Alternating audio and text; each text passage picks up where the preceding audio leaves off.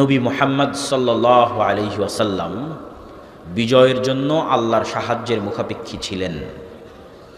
মুসা, দাউদ, সুলাইমান সকল নবী বিজয়ের জন্য আল্লাহর সাহায্যের মুখাপেক্ষী ছিলেন। আল্লাহর সাহায্য ছাড়া মুসলমানদের বিজয় অতীতে কোনোদিন হয়নি, ভবিষ্যতে কোনোদিন হবে না, ফুল স্টপ।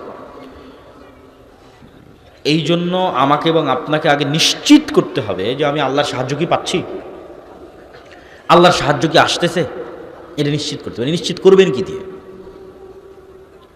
এটা একটা খুব জরুরি বিষয়।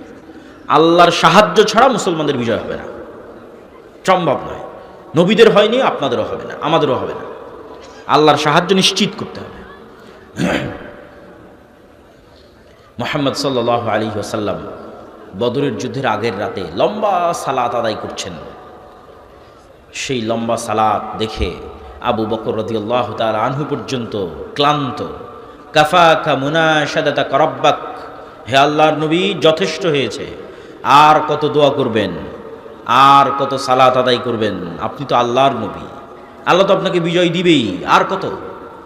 কিন্তু মুহাম্মদ সাল্লাল্লাহু আলাইহি ওয়াসাল্লাম আবু বকর রাদিয়াল্লাহু তাআলা আনহুর চেয়েও বেশি ভালো জানতেন, বেশি ভালো বুঝতেন যে আগামীকাল বদরের যুদ্ধে আমি মুহাম্মদ বিজয় অর্জন করতে পারবো না যতক্ষণ না মহান আল্লাহর সাহায্য আমি না পাচ্ছি।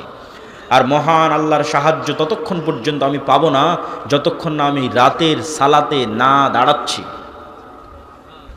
তাহলে নবী মুহাম্মদ সাল্লাল্লাহু আলাইহি ওয়াসাল্লাম রাতে সালাত আদায় না করে আল্লাহর সাহায্যের বিষয়ে নিশ্চিত হতে পারছেন না। আর সেই নবীরই উম্মত গুনাহগার পাপিষ্ঠ আমরা 5 ওয়াক্ত সালাত, রাতের সালাত বহু দূরের কথা, 5 ওয়াক্ত সালাত আদায় না করি শুধু মিছিল আর তাকবীর দিয়ে ইসলামকে বিজয় করে দেব। আমার কথা কি বোঝা যায়? মুসলমান যদি মনে করে তাদের মুক্তির দরকার, শুরু হবে সালাত দিয়ে। 5 ওয়াক্ত সালাতে নাই যে তাকে আল্লাহ চিনে না, সে কে? তাকে আল্লাহ জানে না, সে কে? সে কিসের তাকবীর দেয়, কিসের মিছিল করে, কিসের কথা বলে যে আমি জীবন দেব, কিসের? 5 ওয়াক্ত সালাতে আছে যে তাকে আল্লাহ চিনে যে হ্যাঁ সে মুসলমান, সে আমার সাহায্য চায়, সে ইসলামকে বিজয়ী করতে চায়। তাকে আল্লাহ সুবহানাহু ওয়া তাআলা চিনে, তাকে আল্লাহ গণার মধ্যে ধরবে, কাউন্ট করবে। 5 ওয়াক্ত সালাতের পরে লাগবে রাতের সালাত। সালাতে আসমান থেকে গায়েবী মদদ নেমে আসে। আজকের আধুনিক যুগে যে ইন্টারনেটের মাধ্যমে আপনারা পরস্পরে যোগাযোগ করছেন, অনলাইন লাইভ ক্লাসে একত্রিত হচ্ছেন, যে ইন্টারনেট দিয়ে 1000 কিলোমিটার দূরের America, London, Europe, Saudi, Kuwait, Qatar, বাহরাইনে বসেও আপনার সাথে লাইভ কথা বলতে পারছে, তার চেয়েও শক্তিশালী লক্ষ কোটি গুণে, হাজারো গুণে শক্তিশালী প্রযুক্তি সালাত, যেটা দুনিয়ায় থাকা মানুষকে 7 আসমানে আরশের উপরে যে রব্বুল আলামিন আছে তার সাথে লাইভ কানেক্টেড করে দেয়, সরাসরি মুখোমুখি। সালাতে দাঁড়ানো আর রব্বুল আলামিনের মুখোমুখি হওয়া, এটা একটা পদ্ধতি, এটা একটা ওয়ে, যেটা কাজে লাগিয়ে 7 আসমানে রব্বুল আলামিনের সাথে কানেক্টেড হওয়া যায়, লাইভ কানেক্টেড হওয়া যায়।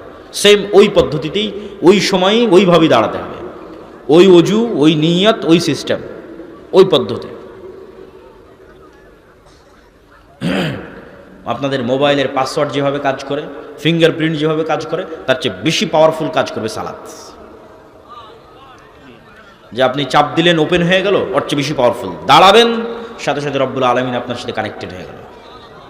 এই জন্য নবী এবং রাসূলগণ যে কোনো বিপদে পড়ে আগে কি করতেন? সালাতে দাঁড়াতেন।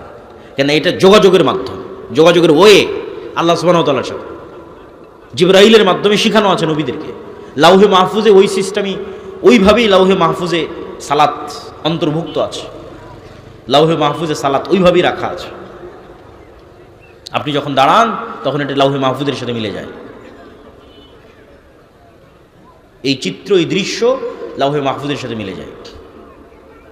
লাউহে মাহফুজের সালাত এভাবেই রাখা আছে।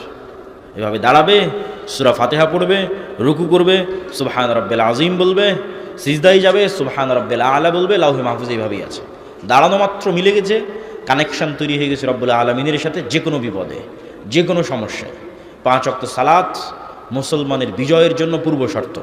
আল্লাহর সাহায্য পাওয়ার জন্য পূর্ব শর্ত। রাতের সালাত বিজয় হওয়ার পূর্ব শর্ত, আল্লাহর সাহায্য পাওয়ার পূর্ব শর্ত। তাই যুবক সমাজ এসে জিজ্ঞেস করে, বলেন কি করতে হবে? জীবন দিতে চাই, সালাত আদায় করতে হবে। 5 ওয়াক্ত সালাত জামাতে মসজিদে গিয়ে আদায় করতে হবে।